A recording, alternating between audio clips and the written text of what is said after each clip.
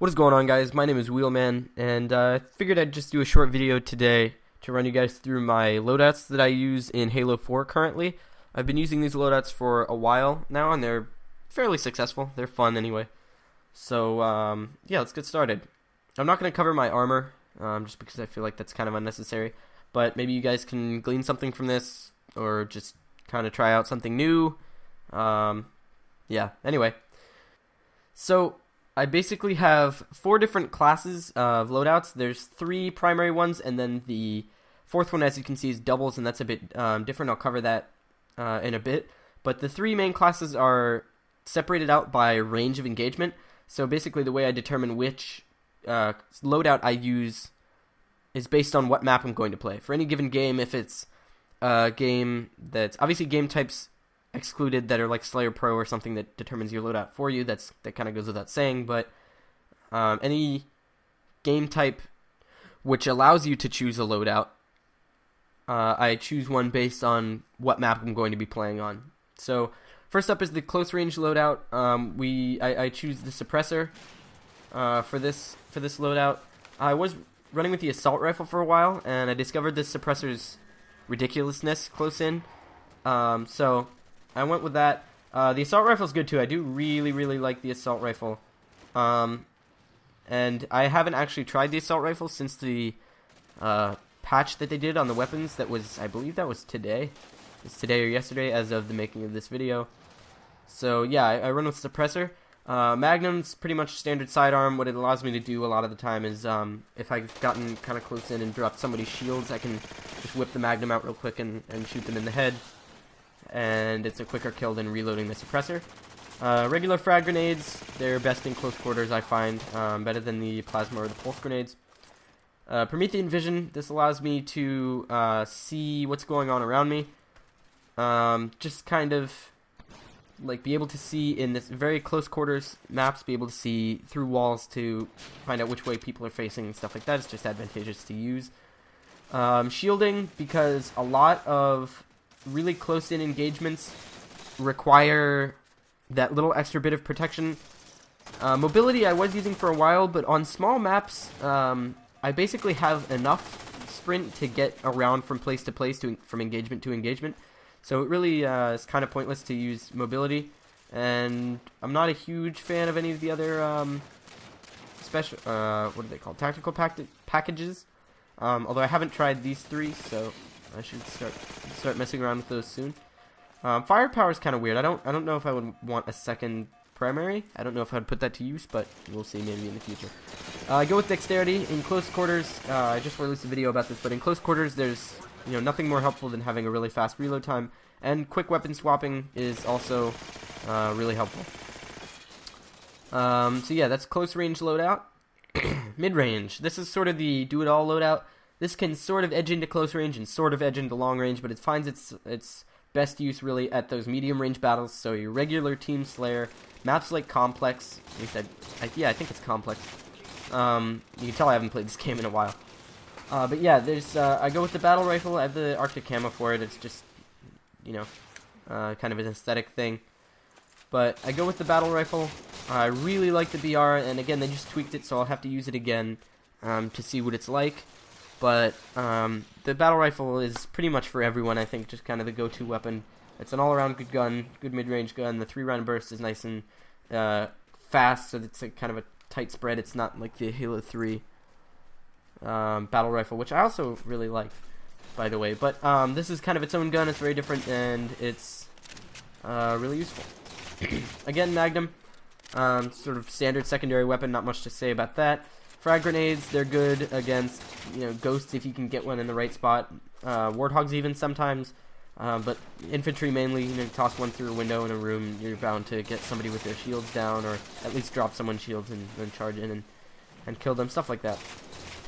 Regen shield. I use the regen shield on this class because when I'm out in the open, like I do tend to be on certain maps, again, like Complex, because that's the one that comes to mind. It's a good map, in my opinion anyway. This has proved really helpful if I'm out in the open, just kind of popping one of these down if I don't have time to get under cover, especially if I'm under fire or have recently been under fire, and before I move on to my next engagement, or before I finish off the engagement that I'm in, or at least attempt to, regen my health a little bit so I have the upper hand on whoever the other guy is. Mobility, this is really, really important. I'm going to do a video about this, I believe, just mobility in games in general, but for now we'll just suffice to say that mobility, when you're moving around maps that are mid-sized maps, or you know, maps that would require mid-range engagements and a mid-range class loadout, mobility is paramount. Mobility and dexterity for me kind of go hand in hand, and I like to move around the map quickly, I like to reload quickly, I like to weapon swap quickly, and yeah, limited sprint is really helpful for that. So that's mid-range class. Long-range class, we've got the DMR, since it is the long-range weapon for me anyway. Really powerful, good against vehicles even, but this is what I use in something like big team battle, let's say. And yeah, I got the DMR. This is also to an extent, an anti-vehicle class. This is sort of a hybrid class between anti-vehicle and long range, because those two tend to go together. Like I said, it's a good class for big team battle, in which there are not only a lot of opponents and longer range, bigger maps, but also a lot of vehicles to drive around and defend yourself from. So DMR for dealing with long range infantry. Got the plasma pistol on this class, which is really useful for overcharging and, you know, hitting, let's say, the enemy Mantis on Ragnarok or something like that. So yeah, this is basically, I don't really use this as a secondary too much, although I've had to pull it out, but only like once or twice. Really, this is just to overcharge and EMP vehicles. Got the plasma grenade, again, helpful as an anti-vehicle weapon. You get 3 plasma grenades, or I get 3 plasma grenades in this loadout because of the Grenadier tactical package. So I have 3 plasma grenades, and that's great because what I do a lot of the time is, I'll say I'm playing on Ragnarok or something, I can see an enemy Mantis, sneak up, EMP it, toss all 3 plasmas at it, and it's gone, and there one soldier has taken out an entire enemy mech, and that's great. I use holograms.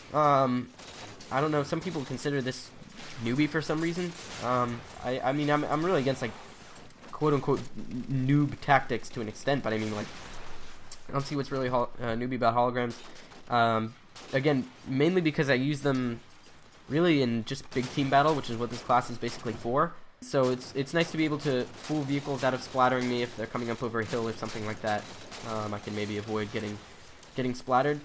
Like I said, Grenadier for this class because it allows me to have 3 of those plasma nades instead of just the 2, and that extra one comes in handy more often than not.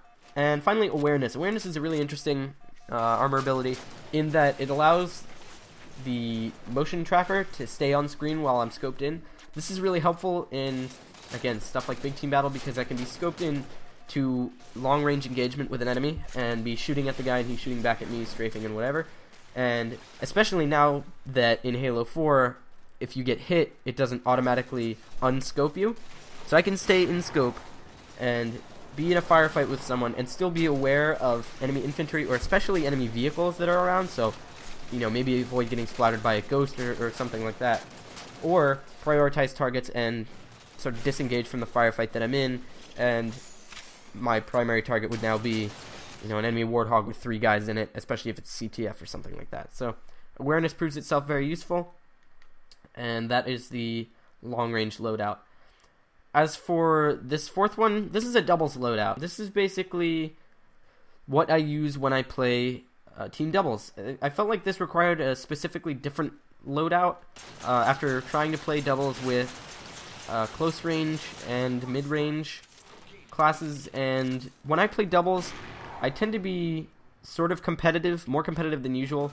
Not that it gets really serious, in a lighthearted way still, but I like to use callouts. I like to stick together with, you know, whoever I'm playing with. I like to really try and get in there and win, and I find that this class that I put together is fairly conducive to that. I use the carbine. I know not a lot of people use the carbine, but I like it for doubles. It allows me to put a lot of rounds into a target, and it's especially useful when you have a partner that has something like a BR, where you can put a lot of rounds into a target and they can finish the target off, or vice versa. They can put, let's say, 3 shots into somebody and you can hit them in the head once, and just the one shot and the quickness, especially of the trigger on the carbine, is really, really nice. So I use that for doubles. Magnum again, same basic principle as always, quickly able to switch to it and pop someone in the head. Pulse grenade, these are interesting. These prove useful in doubles because doubles are on extremely close maps, and the pulse grenades are good for sort of blocking off doorways or hallways, so you can kind of route enemies around. I don't usually use them to try and actually hit enemies or get kills with them, although sometimes I do. It's more to try and block off a doorway, so I force someone into a trap or into going where I want them to go and funnel them so that I can hopefully shoot them, or at least have a teammate shoot them. Use hologram here. Again, this is especially useful in doubles when it's just two enemy teammates and it's sort of easy to not see someone for a while. The second they see a hologram, they're, at least in my mind, a little bit more likely to start firing on it, and again, I can sort of control them and have the enemy do what I want them to do, hopefully. And not everybody bites, but some people bite on the hologram really hard, actually. And yeah, it's always fun to trick someone and then come around behind them and assassinate them, or just kind of pop out from behind a corner and shoot them in the face. That's always nice. Alright. Shielding is the tactical package here again. This is helpful because it doesn't leave your teammate, your one teammate that you have, sort of stranded. It helps you stay alive for longer, which is paramount in doubles. Is the goal is to just not die that much, especially again when you're on a team with just one other person. Dexterity, again, close range maps. A lot of people will employ a strategy in doubles where instead of rushing you two people at one time, they'll stack up and just have one person go and then the next person go afterward so that they can catch you while you're reloading or recharging your shields or whatever. This helps with that sort of situation. And yeah, those are basically my loadouts. If you guys have any loadout suggestions for me or anything like that, please leave them in the comments. If you'd like to tell me what your own preferences for loadouts are and why, please feel free to leave that in the comments. And other than that, I'd like to thank everybody for watching, and have an awesome day.